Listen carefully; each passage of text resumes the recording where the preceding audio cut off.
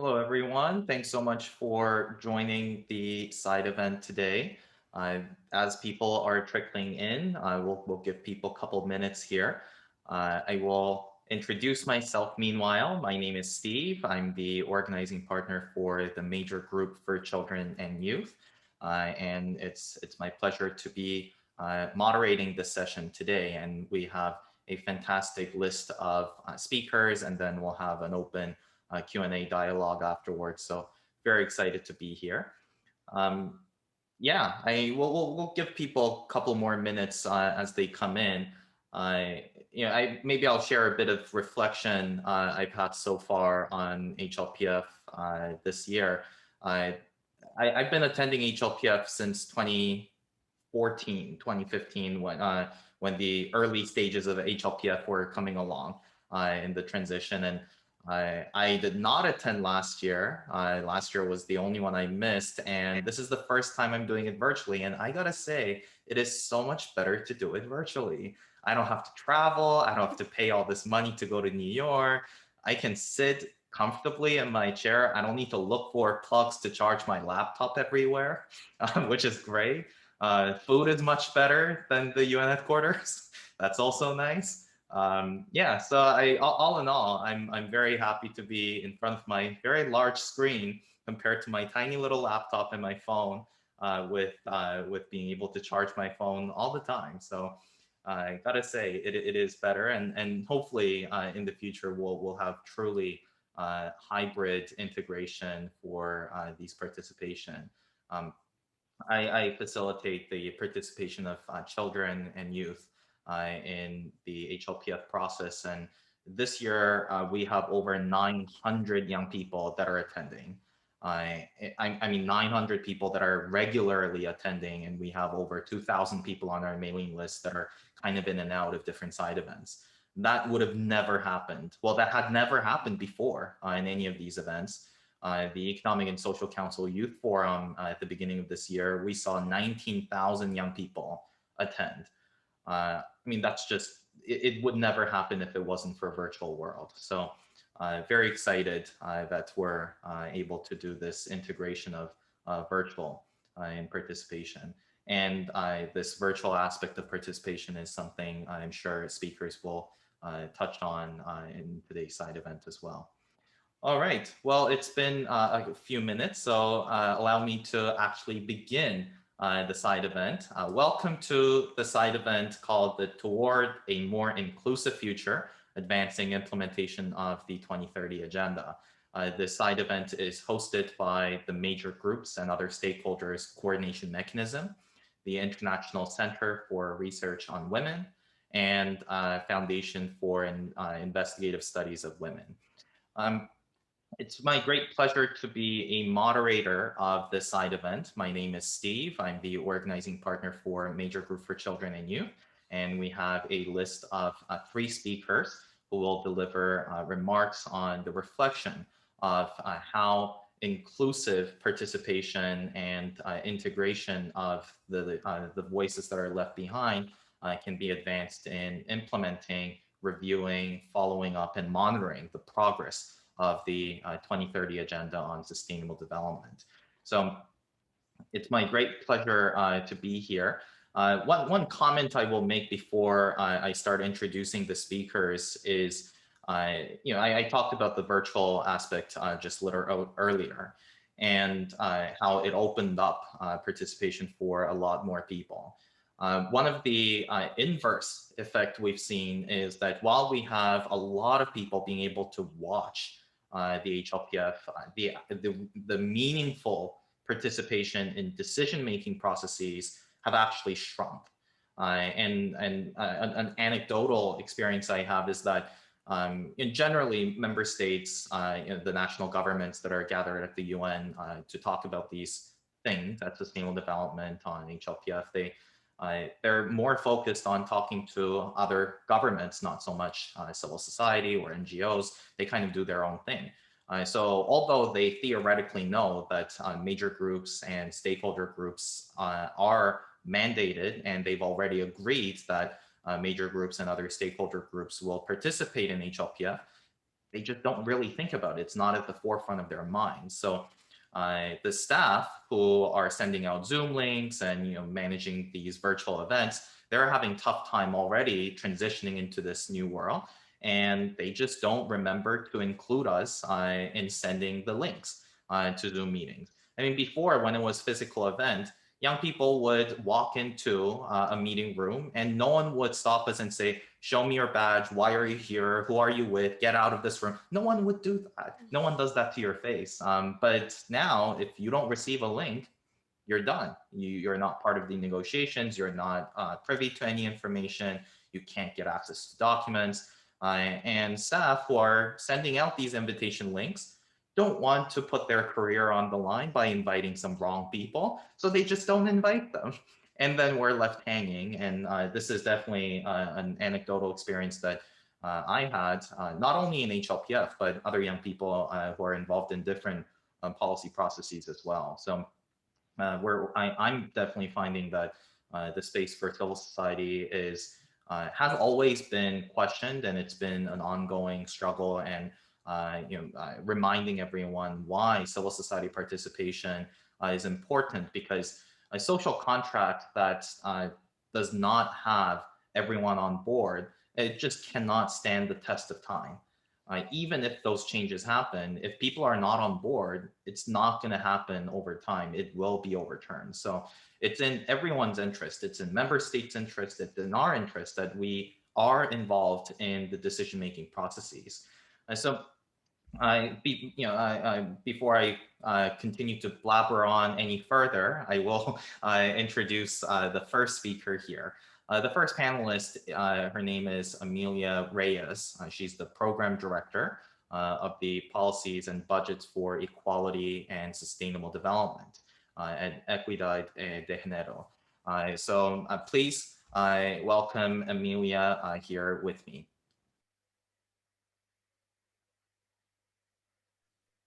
Hi all, thank you so much, and thank you, Steve, for this introduction. You made me think a lot. Before I start, I just want to say that it is a privilege to be here and present the views of the FFD group and the Women's Working Group on Financing for Development. And also to say that today is Green Day. I hope everybody's wearing green because we stand in solidarity with the Women's Major Group campaign on Feminist One System change. And today we're emphasizing that the need to protect ecosystems and communities. So everybody just run and get an avocado and get a facial mask if you still are not wearing anything green. Okay, so I am expected to make a reflection about the need to address systemic barriers and make the connection with meaningful participation, as Steve was saying. And I was listening to him, and he was saying that it is a good virtual settings are a good opportunity to kick people out of the room. I think it's not an opportunity, it's actually intended. Now they can claim it's because of virtual technicalities, but it's really an intention to keep us out of the room. Precisely now when humanity is facing all of those challenges, survival challenges. And I really want to emphasize that because another thing that Steve mentioned is that these agreements that are not inclusive cannot endure the test of time. But in 2 generations' time, there is not going to be any more time for humanity. We are endangering the lives of future generations, and just in 2 generations time we don't know if there is going to be conditions on earth to survive. So those who are agreeing on these instruments, they are not only excluding us, but they are still agreeing on processes that are inadequate, completely inadequate, completely obsolete in the face of the challenges humanity is meeting. And of course, we're destroying the life on planet as we know it. So it is very serious what we are discussing here, because on the one hand, we are not talking about meaningful participation in the sense that we want to have a saying of 2 minutes intervention just to question our national policies. Is really how let us say, the strategy to save humanity, to save life in the planet, to ensure a dignified life for all, is being really in the hands of irresponsible people. And the task that we are doing is not just in the interest of just, let us say, confront our governments to challenge our daily realities. It is really about asking for a decision making that can steer the wheel and that can really lead us towards satisfying solutions. And that means addressing the real structural elements that are taking humanity to the point that we are at. So this is why it's not irrelevant, as Steve said, to come here and endure the bad food and carrying all of that weight in your shoulders. It's not just for those 2 minutes. It's really because when we are doing our confrontation right, when we're bringing right solutions, we are actually threatening those who are in power, who don't want to move the wheel towards real solutions. And you know, Greta just said last week, I think, or 2 weeks ago, that they are acting for now. Finally, they're acting, but not acting in the sense of enacting transformations or doing something in reality, but acting in the sense of play roles, of theater. And this is what they're doing. So I think we need to start by saying that. And why is the need to demystify what governments are doing in all of these spaces is really crucial, and to emphasize why is it that we want a structural change. It is more urgent now than ever, and this is our task. This is why we're collectively discussing these issues and hearing different voices, because we cannot do it alone. And I keep on saying we're losing on all the grounds, all the battles we're losing, and this is terrifying. And we've seen the language on the ministerial declaration, which is a laugh. It is embarrassing. So what do we want? And in contrast with what we want and what we get is totally different. And this is why the voices of civil society, trade unions, indigenous peoples, etc., become so threatening. And at time, our lives are at stake, like of those human rights defenders as a whole. Especially now, we see that environmentalists are suffering a harsher threat, because it is our voices are challenging the power as it has been existing, and the dynamics, the transnational forces that keep on destroying our planet. So this is why my invitation is always, let us say, not to keep on repeating the same language, but really to take ownership of the challenge at hand and try to find the interconnection, not because the SDGs are interconnected, because our realities are interconnected and we need complex solutions. So we need to sit down and agree on them. And on our end, and we stand in solidarity as well with the proposals of the Women's Major Group, it is that we need to have this complex proposal of not only participating, but also having an ethics of participation, in which our ethics is going to always be feminist, always going to be decolonial.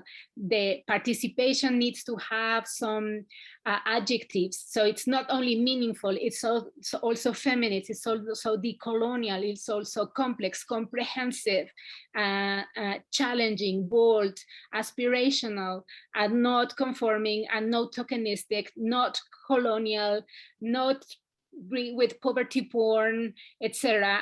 The way that we also see that those discourses are more appealing to the UN, because they're not challenging in any way the type of work that they're doing. So I want to emphasize that, first of all, the need for a feminist approach is crucial for all of the social movements, and not only because it's the right thing to do, but also because it's macroeconomy, and without addressing the macroeconomic subsidy of women in the world, we will not be addressing any problem. So whenever people say, yeah, but my deal is with poverty, yeah, but it's like women are subsidizing the world. So they are the poorest of the poor, even when they have money, which, by the way, women own 10% of the money that circulates in the world.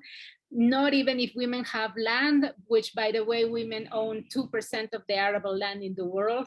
So, you know, we keep on adding and adding. So being a feminist is also a requirement of our logical participation, of our content and practice, and the way in which we need to start conceiving the world. And we cannot keep on thinking that the economic arena is just about how much money can we get, how much money or funding can my agenda get. It is really a larger issue, and we need to start thinking about that.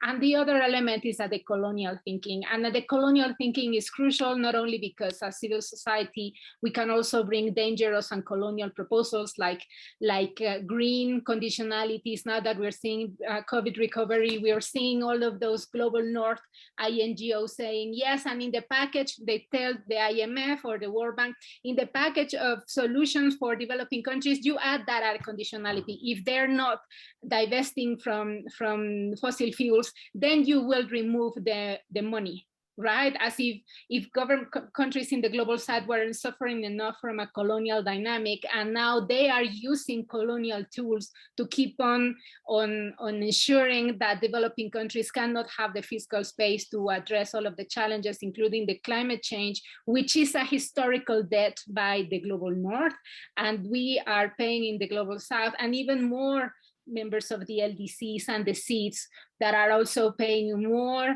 on debt payments, plus they receive higher interest rates in the minute in which they are literally drowning from the effects of climate change, in which they had no element in mind. So the decolonial approach is crucial, not only in conceiving all of the challenges that the FFD is posing us and the goal 17, but really about the survival on Earth, the debt crisis, but also the global conversation on taxation and illicit financial flows. We see, and even ODA, when we hear that $1 that comes from the global North when you have $1 coming from the global north on ODA, $80 are coming out on illicit financial flows from the flows from the global south to the global north. So there are many examples, and I think Palestine and Israel is the best example as well, in a condensed manner, on how colonial practices and even apartheid are allowed in this world without us doing nothing. And you see that condensed space is also a space in which we can see, well, the interconnection of all of the SDGs, including the agenda of peace and security. And we hear that, foreign occupation is going to be voted these days in the ministerial declaration. Yes, and we need to say we're against foreign occupation. We want colonial settlers out of our territories in any part of the world. We cannot just keep on saying, okay, as long as I have a ministerial declaration, then they can remove the language from foreign occupation, or they can lower it down. No, we cannot, as civil society, we cannot make concessions on a feminist and decolonial approach on any level. And that means to challenge, especially the powerful countries that are imposing their dynamics, and they're coming here, like with, oh yeah, but I told you because you're uncivilized and you're going to be punished, like the dynamic that they want to impose now in Cuba, for instance. I just want to say how important it is to have a decolonial approach, because if we don't have that, then all of our conversations on taxation, on debt, etc., is just going to be meaningless. And this is why our proposals end up worsening things. But rather than giving a list of all of the elements of the agenda that we need to bear in mind, I just wanted to highlight some interconnection, because, for instance, we need to enhance fiscal floors and sovereign policy space, and that cannot be just done by denouncing governments to say, you didn't give us money for violence against women, or you did cut budgets for environment. It's really about what are the global dynamics that are bringing our countries at this moment, and it is about the lack of fiscal space and narrowing fiscal space, because countries either can have money from either two sources. Either they tax more, or they get indebted, they get a loan. So, and that alone can be public or private. So in taxing, we know that because of the global dynamics and the corporate impositions, our countries are forced to go to the race of the bottom, charging less and less and less. And of course, they're targeting the consumers and the poorest people and women on indirect taxes and consumer taxes, whilst not getting revenue from all of those wealthy people. And now we see the concentration of wealth is coming to obscene levels. So that is a discussion, but we cannot see it. So why don't you tax the rich? Because we know that in the global dynamic, a country does that, and then the corporations say, okay, I'm going to move my industry to somewhere else. So it's not an issue about me as a national demanding my country, you need to change your taxation without addressing really at the regional and global level. This is why it's so valuable to come to the UN, as Steve was saying, to really figure out what are the global solutions. And on the case of debt, well, we've seen that if you're getting a loan, the IFIs are really imposing the most regressive and obscene and disgusting conditions for our countries, and nobody tells them anything. And we keep on saying, no, well, that's the space to solve the problems. And I think we need to come into realization that it's not about their participation, it's about the way in which we can confront them, not only necessarily in their own technical spaces, but only most importantly, politically. So I don't have time to address on the fiscal floor space and policy space, but just wanted to say that that is a major space of contention within our demands, and in the way it requires from us a different level of engagement and participation than just coming here and delivering a 2 minutes intervention. The other interconnection I wanted to say that the impact of extraterritoriality and human rights, and we can see that in the obscene impact of intergenerational rights with the climate change agenda, and how it's not about having young people at the table because they need labor, they need education. No, it is because the world is at stake and we're going to give them all of the impacts. And this is why they are able and they need to plan and they need to help us stop this. And there are one of the major actors at the center of the conversation, and we're just giving them some side events on the sides and some slots so that they can take a picture, and not really minding them as the core role of citizens, but in a major planning that they have. Sadly, we have placed that burden upon them.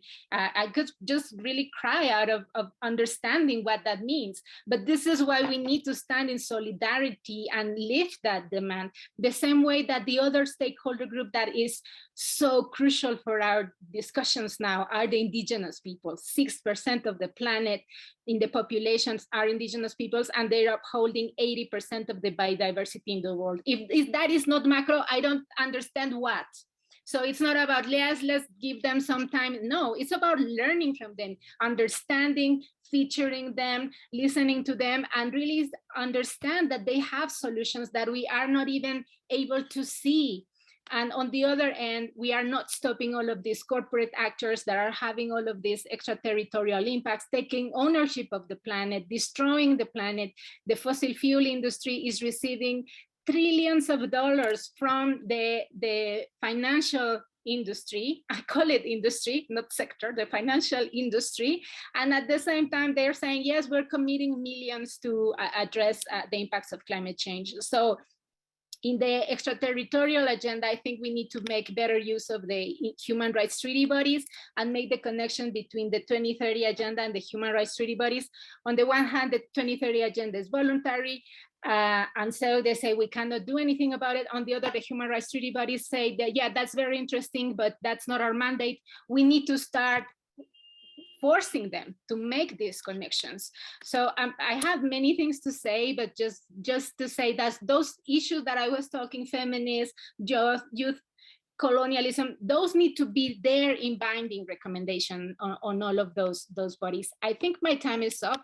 So I just wanted to emphasize that there are many ways in which we need to think in a complex manner, rather than, yeah, I'm working on goal 11 and I'm just going to tell you that there is violence against women in my country. No, if there are violence against women in your countries because they're a systemic dynamic, and we need to address them all. And we cannot just say, this is my group, this is my interest, my concern, my agenda. This is the time for solidarity between and across movements. Thank you. Thank you, Emilia. Just so powerful. What a powerful statement. I'm just soaking it all in and typing notes and just reflecting on this. I mean, this systems change is what young people want. This is what women want. This is what the world is calling for. And I think it's a testament to how effective we have been as civil society, that national governments at the UN don't want us around. We're doing our job. If they're uncomfortable to have us around, that's literally our job here, to make things a bit spicy, as Stefano would say. So yeah, so I thanks so much for your very powerful remark. That's yeah, that's making me think a lot. Now we'll move to the next panelist, Dr. Nelia Rafimova. She's the CEO of Open School for Sustainable Development, called Open Shkla. She's also the coordinator of the Coalition for Sustainable Development of Russia, CSDR. Please join me in welcoming Dr. Rafimova. Thank you very much, Steve, if I may call you like this. First of all, I want to express solidarity with Emilia. Yes, I agree, really powerful statement, and it's really just interesting to listen and note, I would say. Just always maybe would raise a question like how we do it, how we actually force them, because we in our region experience exactly the same.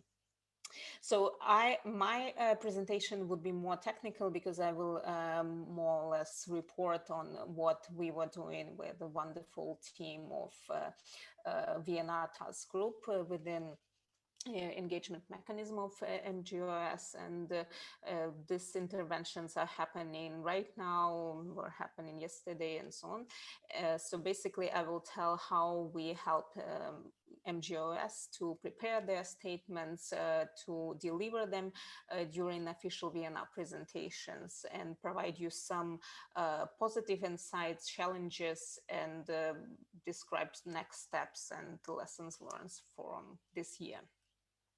So what we are observing right now from the positive side is that we really see that there is a wide engagement and interest to participate in these processes across all MGoS, and many countries are now also more familiar with the process, because, as you know, we have not so many countries which were not reported at all, and less and less countries which are reporting first time. So, of course, civil society and other stakeholders, they are more aware of what is happening, why it is important.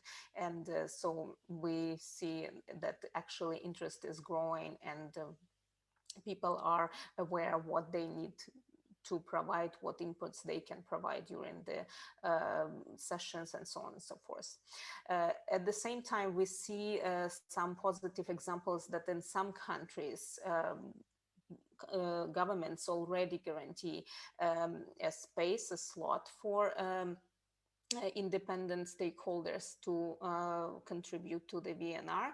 So they are able to speak parallelly with the government, but still we use the possibility and provide another independent slot for the intervention, which is, I think, a great possibility actually to provide some, I don't know, unexpected questions, or raise some burning issues which maybe government doesn't want to hear about, and so on and so forth. At the same time, yes, I agree with Steve that the online process is sometimes also easier.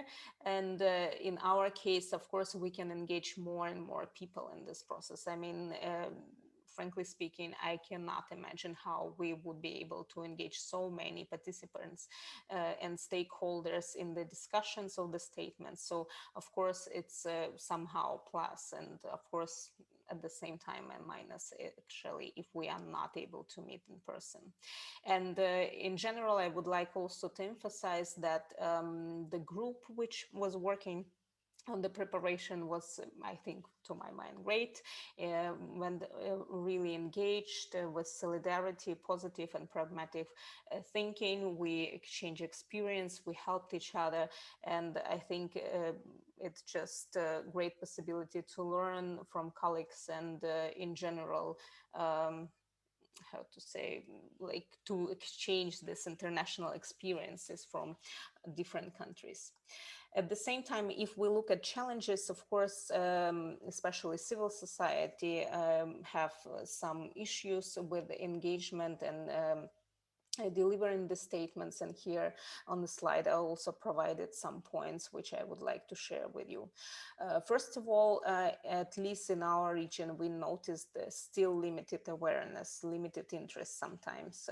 Even it's like ambiguous that I mentioned in the previous slide that we see more interest. In some countries, we still see that stakeholders do not want to engage. They don't think that it's an important process. We really need sometimes a bit to push them to explain that it's a great opportunity, that they can ask questions to the government.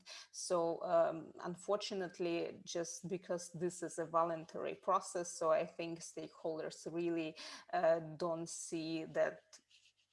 I mean, VNR is an important process because it's all really broad and you can push these ideas in any direction. I mean, if you are the government. So yeah, in this case, we can see that sometimes there is lack of interest and engagement. At the same time, in other countries, we have faced competition between different thematic groups, between different stakeholders. It was a challenge for some focal points actually to prepare a statement because you cannot agree on the language, you cannot agree on particular topics you want to cover, and so on and so forth. And the same situation with speakers. We know that in some countries it was a challenge to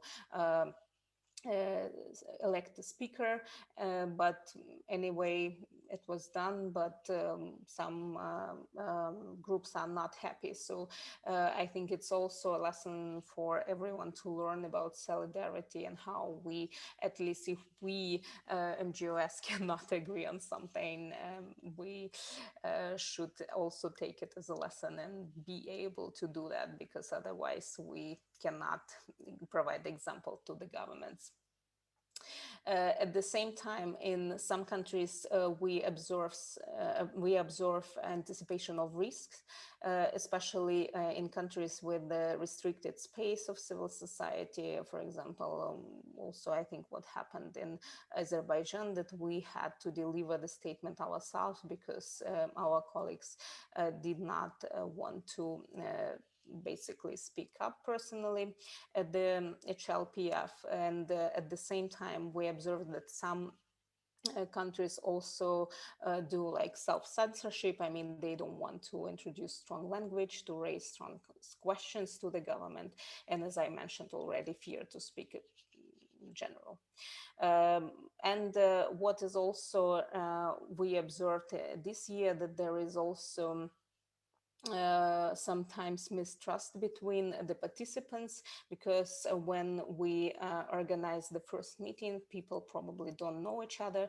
So they basically are afraid that they can face some unfriendly pro-governmental participants who can just, you know, sabotage the process, whatever. So it's also something interesting we observed during our work.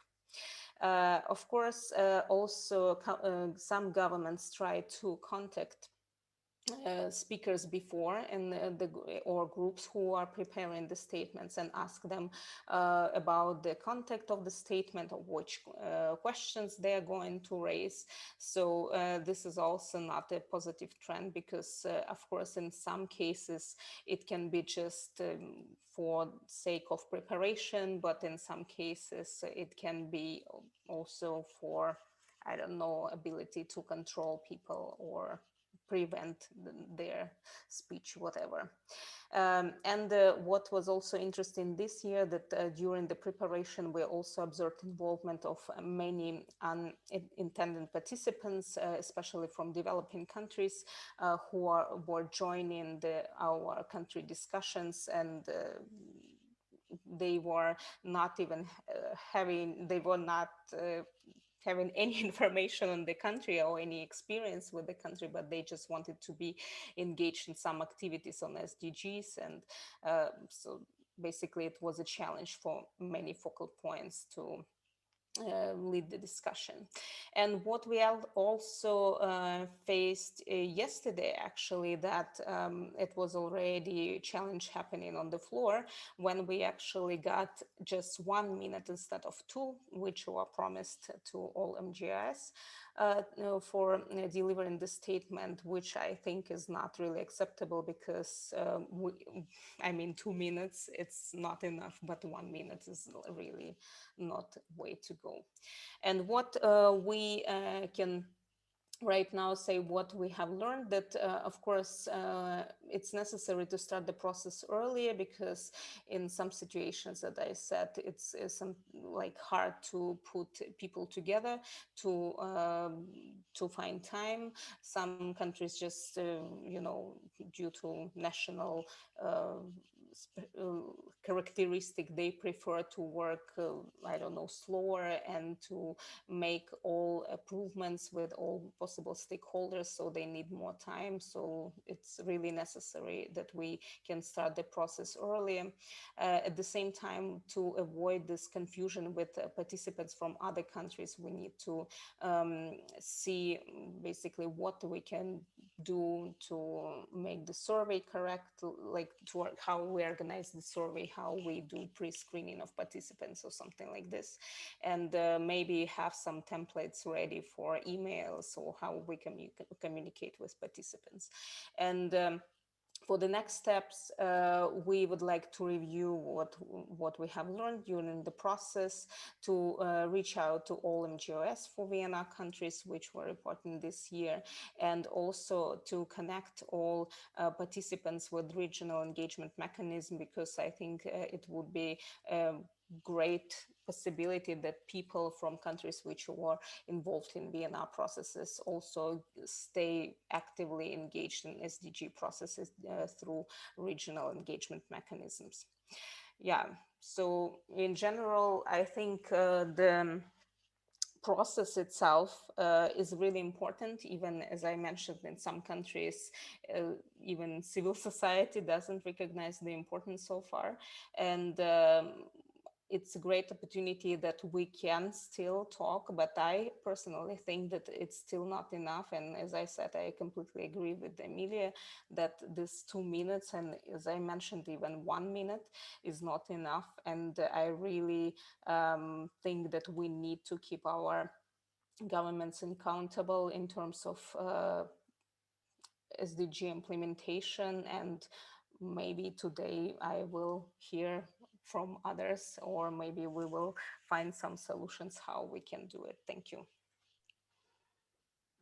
Thank you. Thanks so much, Dr. Rakhimova.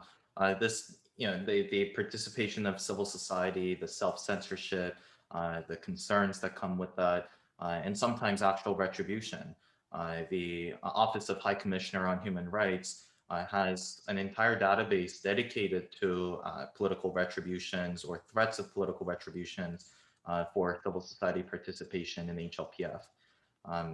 For example, in the Major Group for Children and Youth a few years ago, we actually had someone who presented a response to a VNR presentation, and when this person went back home, found that this person's family had already been detained, and the person was also questioned and investigated, and the person had to leave the country. These are real concerns and threats that we have been and continue to face, and thank you so much for bringing attention to that and sharing your experience and remarks on that. Thank you so much. Now we'll move to the next and final speaker, and I would like to remind everyone in this side event to please ask your questions. Ask your questions in the Q&A. If you go to the bottom, there's a button for Q&A. You can ask your questions there, or just simply type in the chat the questions, and the facilitators here will compile all the questions, and we'll have those be directed at the end. And if you would like a particular panelist to respond to your question, please also indicate that as well. All right, allow me to introduce the final speaker here. And let me just find the document. There we go. His name is Ali Jalani. He's the Vice Chair of the Karachi Research Chair and member of the Asia Pacific Regional Civil Society Organizations Engagement Mechanism, or APRSM, its advocacy team. So please join me in welcoming Ali Jalani. Thank you, Steve. Thank you very much for having me. I think Amelia set the stage for everybody perfectly enough. So we would not just express our solidarity in terms of pretty much all the pointers that she basically alluded to, but we'll also try to accentuate some of those. Let me just contextualize. I mean, Asia Pacific Regional Civil Society Engagement Mechanism is, we basically have 600 plus organizations. This is a facilitation mechanism for CSOs to engage with the United Nations systems within the Asia Pacific region and beyond. So we are basically composed of 17 constituencies, 5 subregions, and then we also have like 5 thematic working groups. We were born in 2014, but the discussions, because we came out from pre-existing movements of civil society, so the discussions had been in place since 2012 in terms of how the engagement could be democratized, especially across the development processes, which then later converted into the SDGs engagement as well at the regional level and beyond. How we do that, I mean, we have this 3 days Asia Pacific People's Forum before the Asia Pacific Forum on Sustainable Development in the Asia Pacific. And just like the MGoS, we also liaise with UNESCO in terms of, we also have to sometimes push the bar in terms of making the participation of grassroots civil society organizations more meaningful across these different processes with the UN. And one of the important things before the formation of APRSM was that our political unity, was based on the fact that we were demanding, even before the formation of APRSM, the dismantling of neoliberal development framework. We were talking about structural and systemic impediments to development in general. We were talking about the trade, investment, and financing agreements.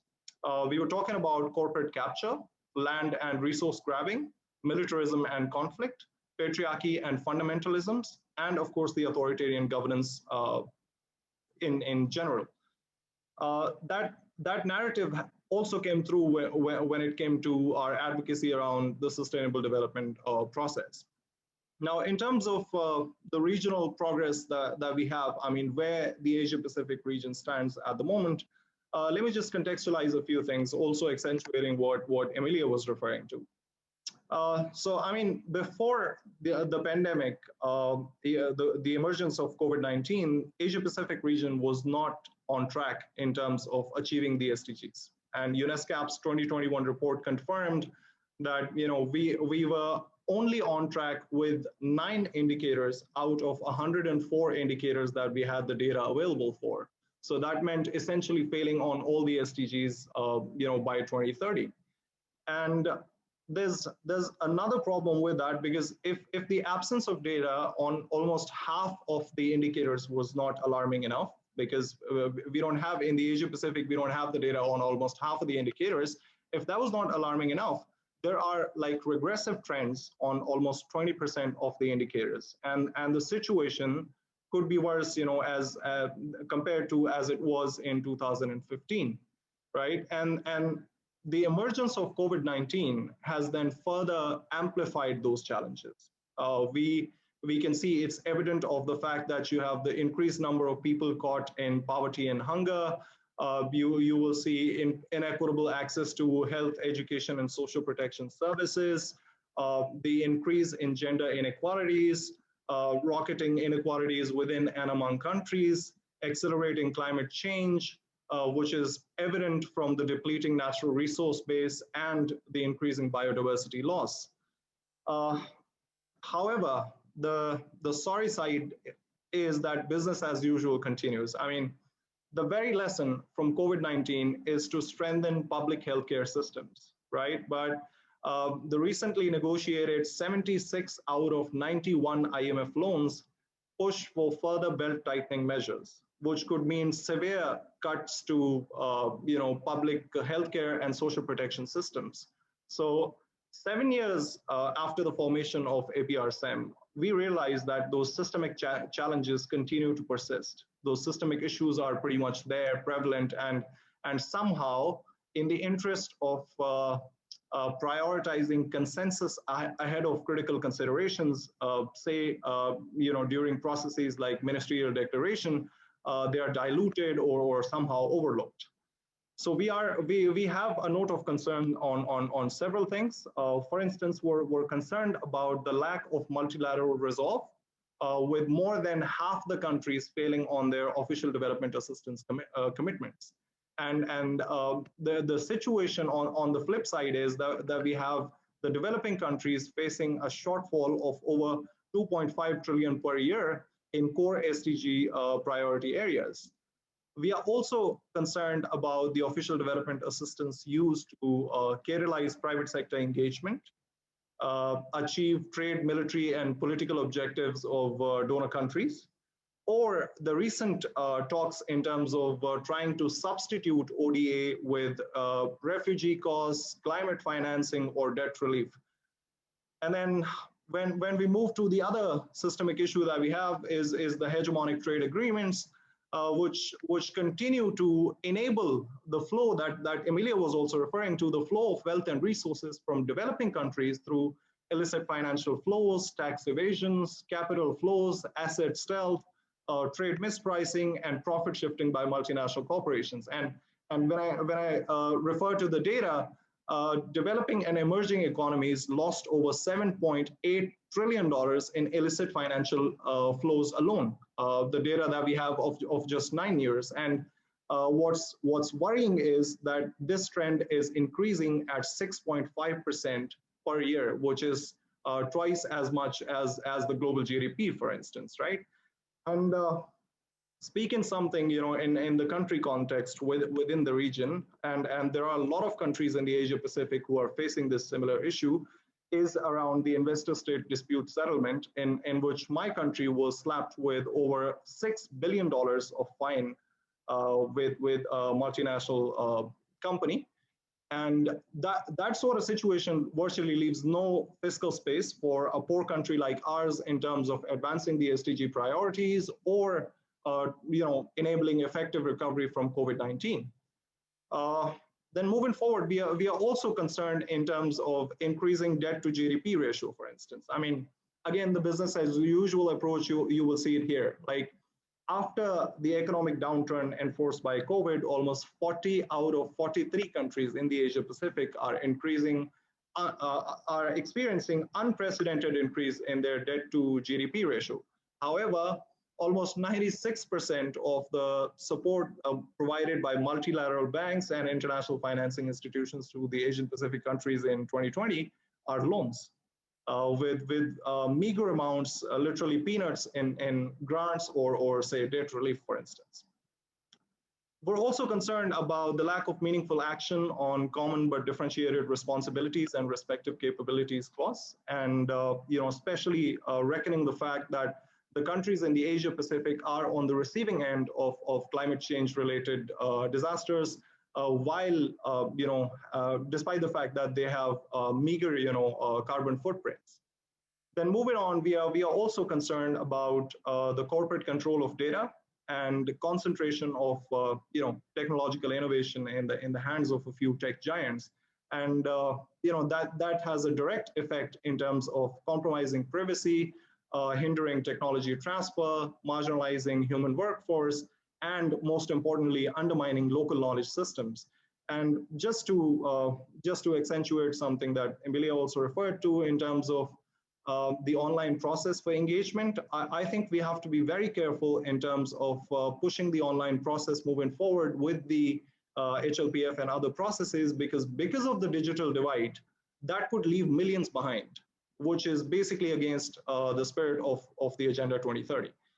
Now, we feel that follow-up and review process was diluted during the very first negotiations of the SDGs. So follow-up and review came to us as a diluted form, as it stood.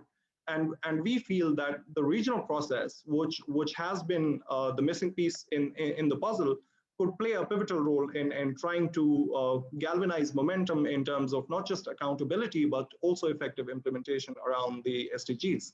And just as a point of reference, there are almost 33 references to the regional, the word regional in the Agenda 2030. And there's a lot of emphasis in the narrative in terms of, the regional and sub-regional frameworks can facilitate the effective translation of sustainable development policies into concrete action at the national level, unquote, for instance, right? So that's the sort of language you have. But in terms of praxis, where it comes to actual implementation, I think there's a lot of work to be done.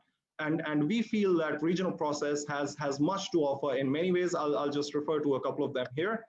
First is that it can help in identifying regional priority issues vis-a-vis addressing systemic barriers, requiring multilateral resolve. And there are quite a few issues, especially the systemic issues that I referred to earlier, have such a nature that they cannot be dealt with at an individual government's level. So there has to be like regional cooperation and multilateral resolve at the global level also in terms of addressing them. So some of the examples could be that, mobilizing means of implementation through regional cooperation, synergizing taxation architecture, tracking of ODA commitments, curbing illicit financial flows, review of trade and investment agreements, and then, the technology facilitation mechanism with the UN, where we do propose that, it should contain a civil society-led thorough review for social, cultural, and environmental effects of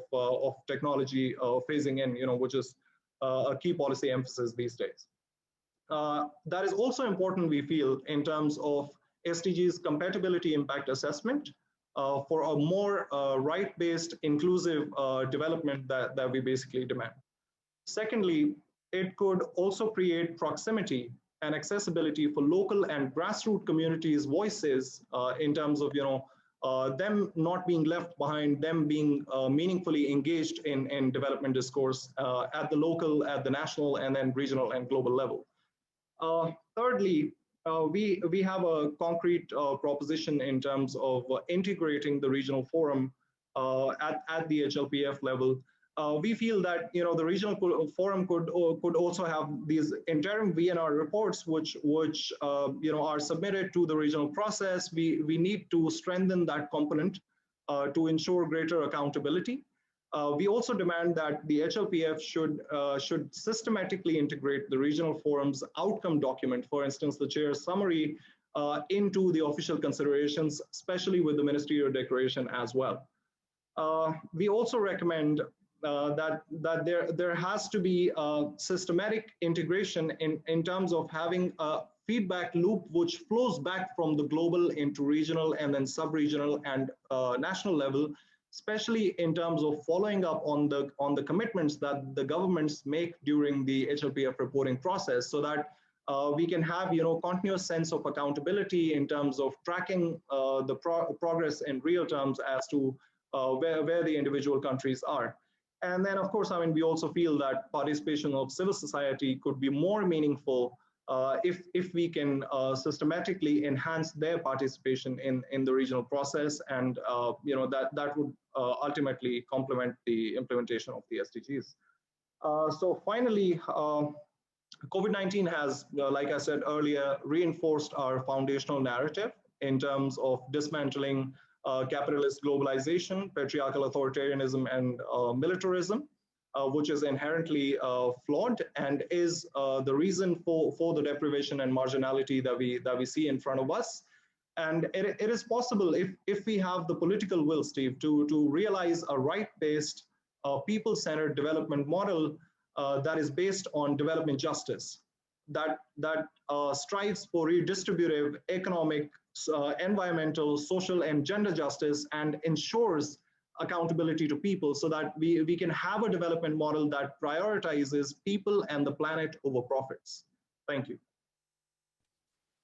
Thank you, Ali. Thanks so much for your remarks.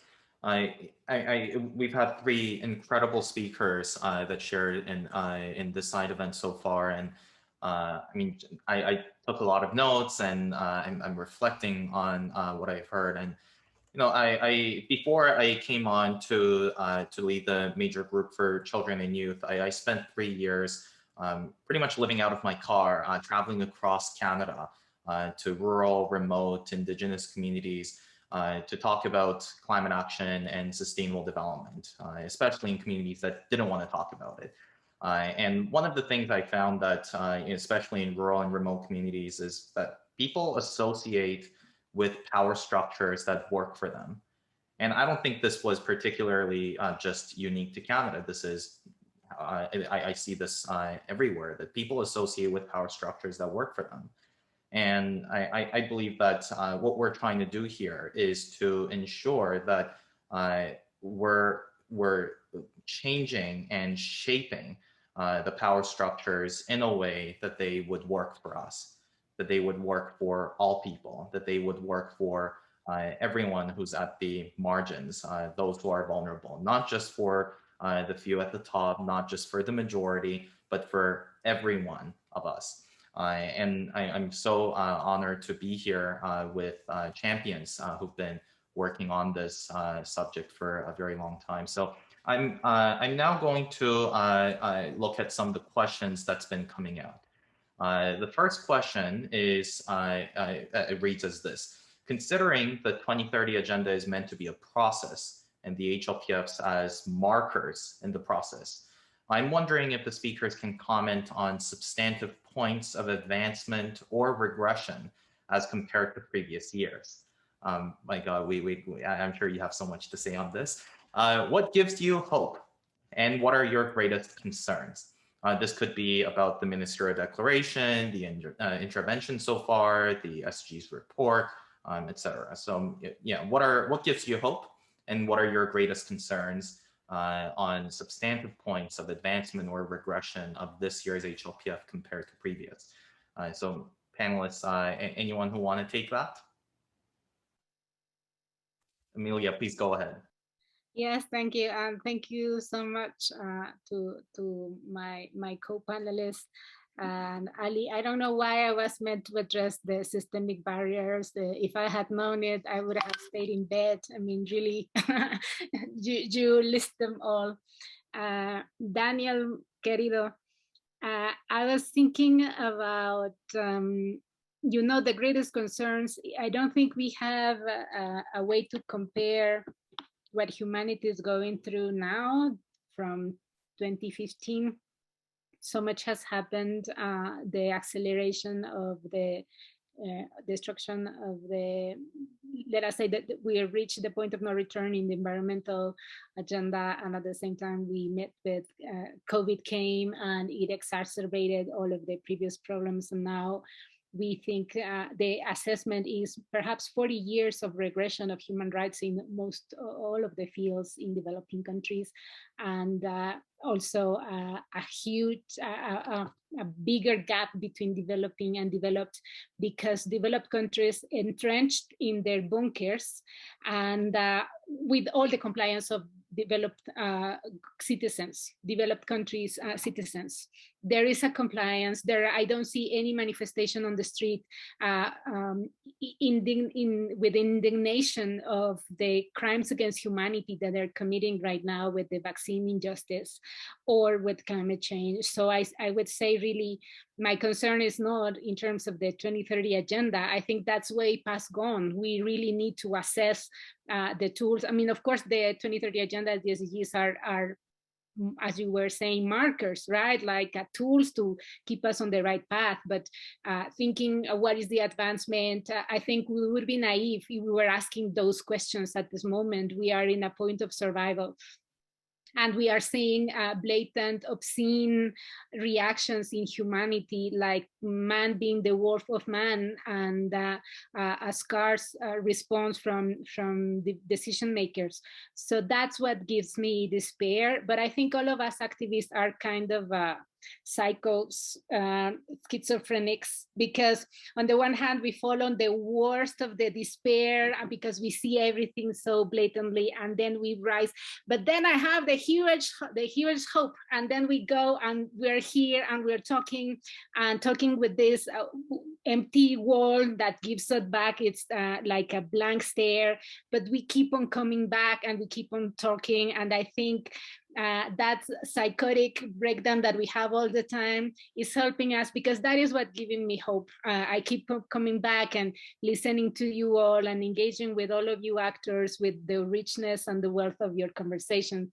And my hope is that we dismantle the WTO, that we dismantle the IFIs, that we, that we really shift the economic and financial architecture, despite the challenges. My hope is really in the movements, but also in the technical knowledge that we have shared here and others, and we've learned in a privileged manner, and see how much humanity has to give still, despite some of them being the wolf of man. So I really am honored and inspired in being with all of you. So my hope is that we are crashing the structures and build new ones, because I'm not an anarchist, sadly. I believe in structures, and so I think we can build them so that they can respond for the well-being of people and the planet. I think we are on the path. I think for those in the comments who think we are not mentioning the house, or we don't know the technicalities on how to do that, I think we're doing that. There are questions,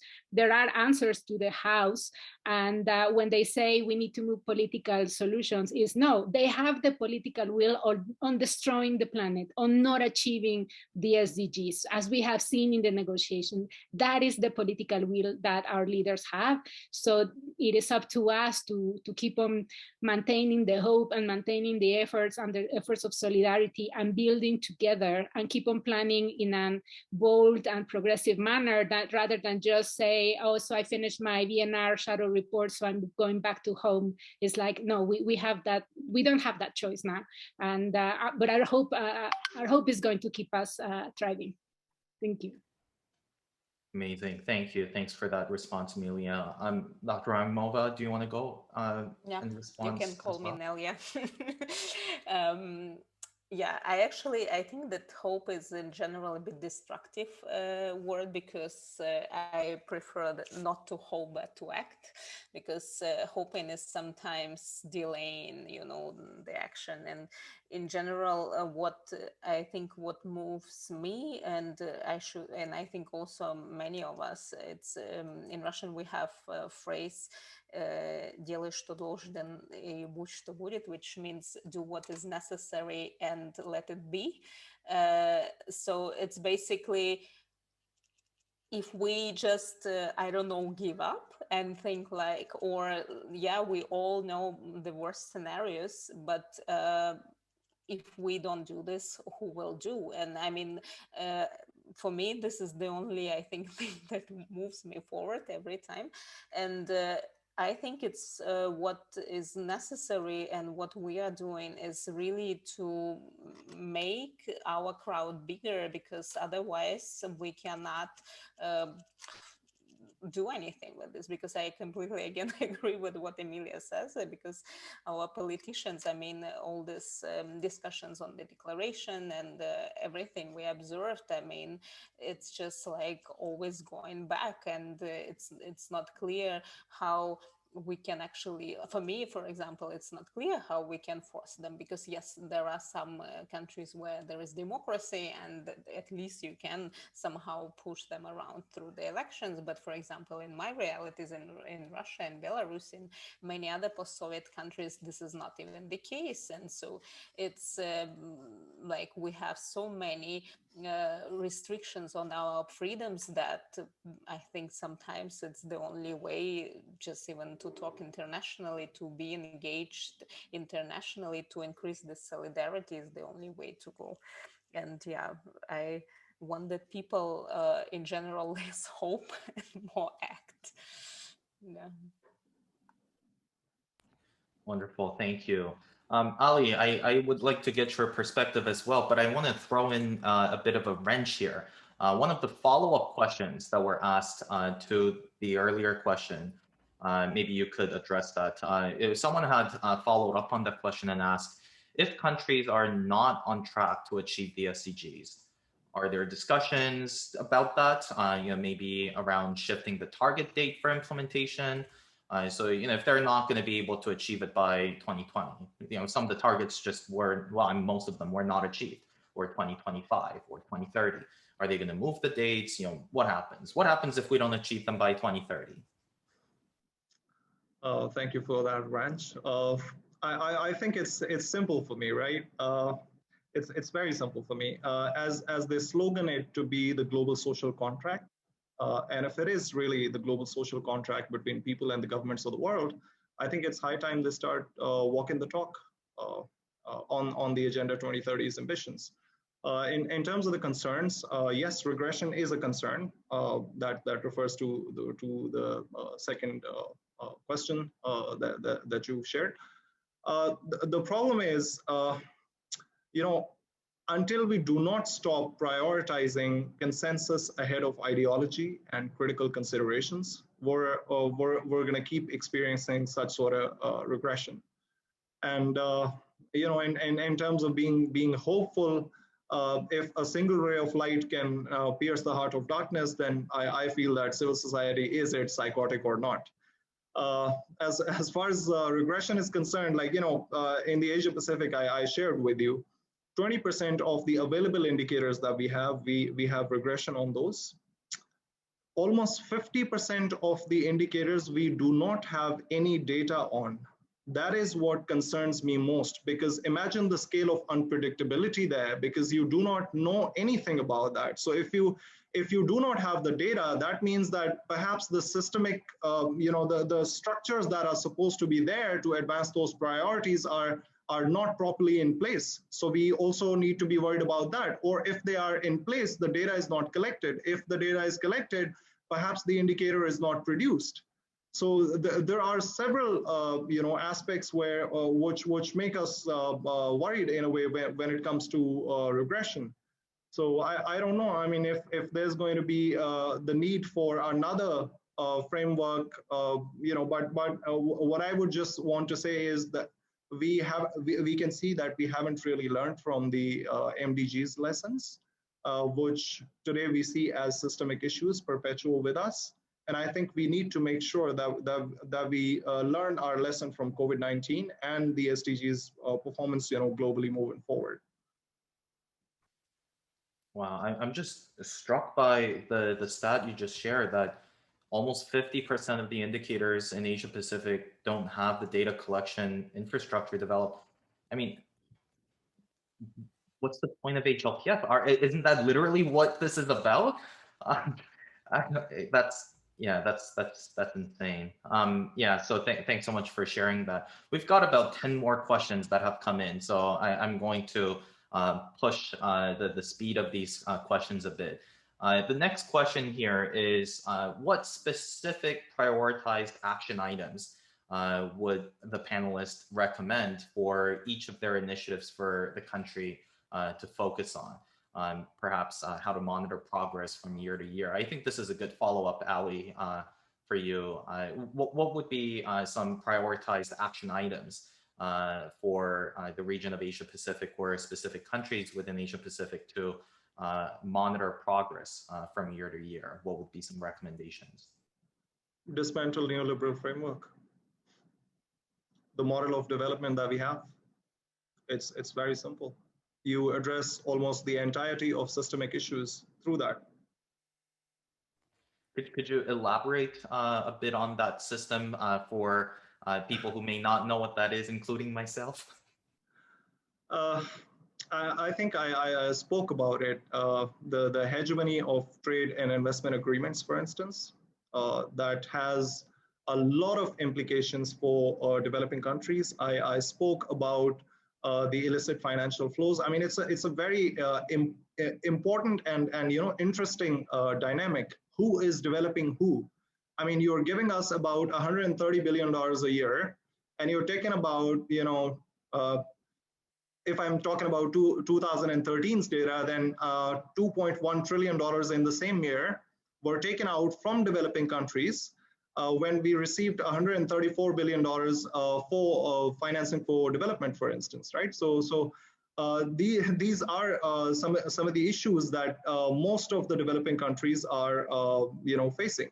And that is what we need to figure out in terms of how do we address that. Wow. I will share in the chat soon a video that the APRSM Asia Pacific Regional Civil Society Engagement Mechanism produced, or maybe it was actually one of the members. I'll share a video that talked about exactly what Ali just shared, this, who's developing whom here. And yeah, hopefully people can take a look at that video afterwards. Thanks so much, Ali, for the wrench that I threw in here and with that. I'll move to the next question. The question is that technical solutions are no issue or amount to no issue without political solutions. Once technical and political solutions are found, all remaining solutions, economic, financial, social, will emerge.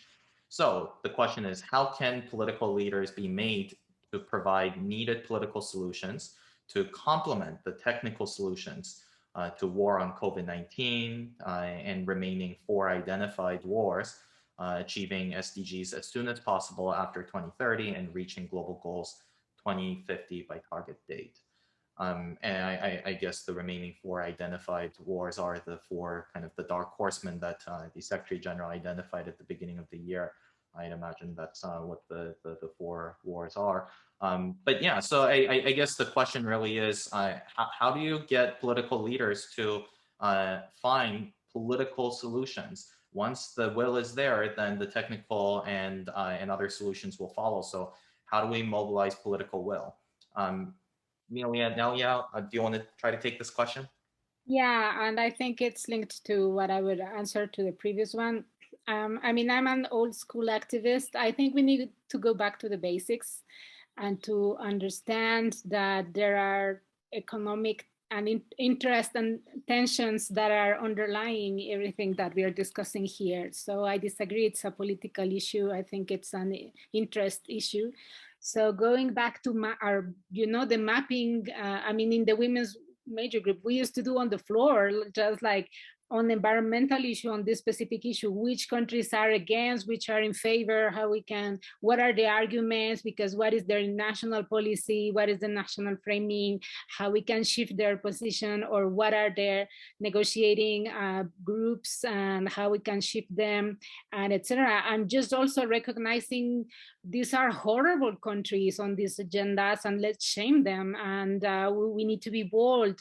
And of course, the women's major group was bold and exceptional in many respects, and we got the alliance on some issues with some of the other major groups and other stakeholders, but really going back to basics rather than just coming to HLPF and really do the mapping. Because I disagree also with the previous question in just thinking that at the national level, we need to fulfill the SDGs or prioritize anything. No country is going to fulfill the SDGs, people. Stop it. Stop it. Nobody. So let's stop about that. Let's stop with the national discussion. The SDGs are a global agenda. And let me tell you one thing. Even if we fulfill all the SDGs, given that the SDGs left out the major debates on concentration of wealth, it's not going to solve anything. We need to tackle the extreme issues that were left out of the 2030 agenda, because that was at the core of the interest of the powerful players, and they were trading that with our developing countries, and the other way around. I mean, women's human rights were left out, and even UN Women now says, oh, our mandate is women's empowerment. Excuse me, let me remember, it's women's human rights. So really, if we get too alienated with the SDGs agenda, we stop seeing the reality. So it's not about the targets or even the indicators. It is about what is out there, what are the systemic issues. But really, when I was saying I'm an old activist with the old school, it's like going back to our mapping and doing real incidents on the ground, like how can we move these countries' positions, how we can talk to negotiating blocs, and not just 2 weeks ahead when they're sitting negotiating the declaration or an agreement. It is an ongoing work that means global solidarity in monitoring global processes.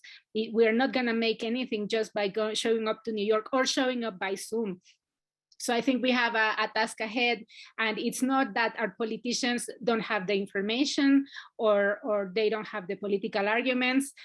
They do have the information, and they have the arguments that they need, but also the political pressure. I think I always have a lot of trust in that we can move barriers, but we need to do the mapping of the spaces, the mapping of the actors, the mapping of the interests, and go back to real advocacy work and not just showing up in Zooms. I think we're lacking that. Of course, everybody's exhausted, nobody's having funding. Those who have funding, they're being tokenistic and showing poverty porn. So we need to really have a serious conversation among ourselves about how are we going to engage, how are we going to get funding, how are we also going to stop colonial dynamics, and how are we going to be bold and find real solutions. I think the solutions, we have them. And if I am asked about what are the solutions, it's a feminist decolonial approach. And we have many things that are on the table. If you take the time to read that, we have it, and the trade unions and the youth movement, and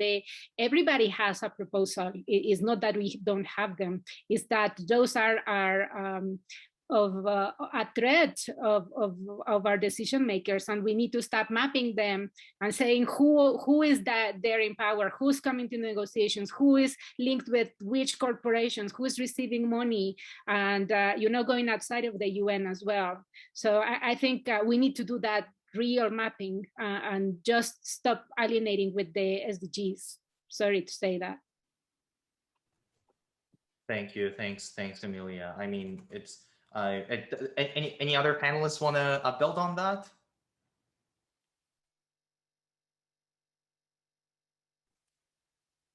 No, I guess not. Okay. All right.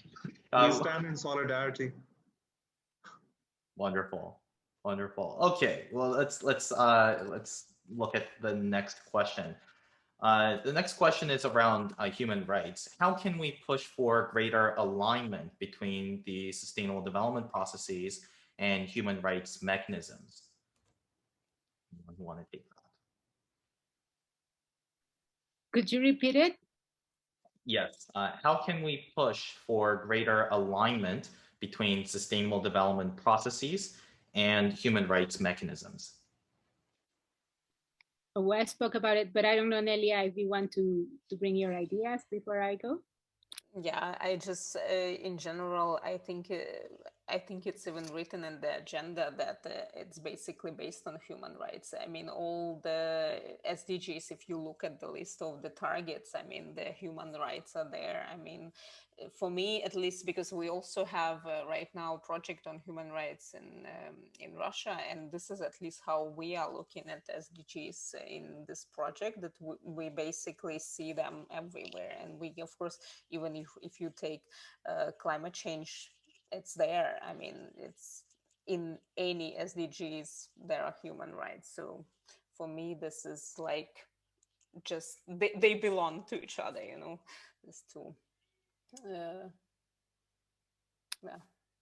I mean, I have some ideas of my own. I mean, Sanas is the technical person, my leader, Sanas, but I also have some radical questions. We really need to start flooding the human rights review bodies with complaints on crimes against humanity committed by corporations, by all of these governments, on climate change, on COVID, on vaccines, on privatizing public services, on extraterritorial impacts, on investor-state dispute settlement, on the invasion they're doing on debt, and lack of proper response for the impacts of environmental and biodiversity degradation, etc. We need to stop being so formulistic.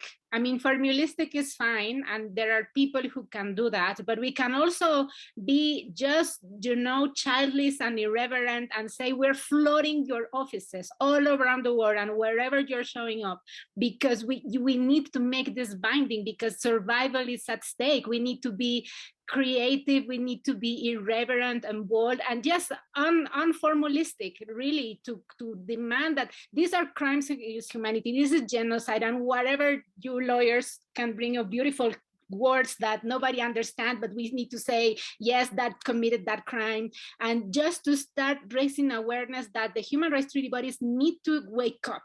They cannot keep on treating case by case basis. They need to realize that the systemic order is leading us to a point of no return, and they need to take steps on that. And of course, with the US saying, oh, well, I'm not a part of that. I think the US citizens have a real target ahead, and all of the Northern citizens, and go back to that again. You need to reassess your efforts. Stop bringing your colonial presence to our global South, and start doing your work with the EU, with your governments, with Japan, with Australia. People say, oh, New Zealand. No, New Zealand is the same. So just keep up the work and do advocacy. So, and if not, bring them to the human rights treaty bodies, or do strategic litigation and sue the US government and sue Japan and sue Germany. This is the time in which we really need to step up and not be limited. Oh no, the human rights frameworks only, this human rights treaty body only receives complaints 2 days a week on January. I'm sorry, we're dying. So I think we need to start doing just absurd, stupid things all over the place, all around, plus the formalistic ones, and start suing everybody. But that's just me, because I'm wild. I don't know how to applause without disrupting the microphone in a Zoom setting. I completely agree. Yeah, I mean, one of the advantages that young people have is time. We're going to outlive the criminals, and young people, my generation, will ensure that justice will be brought to those who have committed these crimes. We will ensure that in the last days of their lives, they will be forced to reflect on crimes that they've committed and deal with, to reckon with the reality that they had created for people. So yeah, I completely agree. And if there are young people on this call and you are pursuing the field of law, there's no shortage of work for us for the rest of our lives. There's a lot of crimes that's been committed. So yeah, thanks so much for bringing that. You say it's irreverent. I think that's the status quo of the conversation among young people, at least. So if there's those who are looking for some hope, there we go. Anyone else who would like to add to the question that was asked earlier? Ali, did you want to go ahead? Yeah, just wanted to say, I mean, there was a lot that was compromised during the SDGs negotiation process when it comes to key human rights and binding frameworks. So we perhaps, that has to come back to the table. Like Emilia said, that we have to go back to the basics on that to perhaps reorient the development programming that we have right now. And for that, one of the alternatives that we're trying to pitch through this neoliberal development model is development justice, which then pretty much ticks the boxes when it comes to redistribution in terms of economics, and then in terms of environmental justice, in terms of accountability, in terms of prioritizing the dignity and human rights considerations at the core of the agenda, because we keep saying the transformation and all of that, but we're unsure how that's going to be tracked if human rights considerations are not at the heart of it. Completely agree. Thank you. Thanks, Ali. All right, we're almost at the end here, so I'm going to ask the final question, and we could go on forever on this question. So I'll ask the panelists to try to keep it short as we have 5 minutes left. Can you reflect on this year's ministerial declaration negotiation process? What are you seeing and what must be prioritized? Who wants to go on about the ministerial declaration here? I mean, I can just provide some comments because I'm quite new to the process, and it was my first time experience when I observed the consultations, and it was quite interesting, and I was also astonished about how governments pushing around the agenda, and basically in the end we didn't have any result. And of course, for me it was also interesting personally to observe like how my country negotiates, what are the points, you know, what they want to remove, what they want to add. And what I was also wanted to discuss with colleagues, that I think that, I mean, first of all, it's informal. It's more or less we cannot share the information, what is happening there. But I am paying taxes, you know, I want to know what my country is actually doing internationally, because this government sits there and provides, like, on my behalf, this kind of information, this kind of priorities, which I disagree with. So for me, it was really astonishing that we cannot even more or less inform public about what our countries are saying there. Because I mean, of course, maybe if I would be, I don't know, from Denmark or Sweden or whoever, I would not be so devastated. But I'm from Russia, and for me, this was like a complete disaster. And I want that wider publics are aware what is happening basically behind the scenes, because this is not right. I mean, we are taxpayers. We need to know how this process is organized, what are our government, I mean, what are the position of our government, and so on and so forth. So this is for me was, I think, the biggest learning, and I think it's also should be somehow adjusted to fix. I understand that it's coming from like Asian history, all these traditions, but this process have to be changed, I think. Thanks, Nelia. Thank you. Anyone who wants to provide last comment on the MD process? I won't talk about the ministerial declarations. I just have to say, stop foreign occupation. But the thing I wanted to say is that I would really, really, really love you to join me in my effort with my campaign of campaigns. This is the time where we have a dialogue that is sophisticated at the technical level, supporting activists in different processes like the G20, the climate change, the FFD, the UNCTAD, the LDCs, etc. General Assembly, but also to have that conversation on the bottom up to see how those macro agendas are impacting us on the ground. How is that impacting people with disability, trade unions, indigenous peoples, LGBTI, or a specific country, or a differentiated impact in regions, so that we can also garner more evidence and more arguments and more support and more positive experience of local solutions, but at the same time to try to spread awareness to the outside world on regular citizens.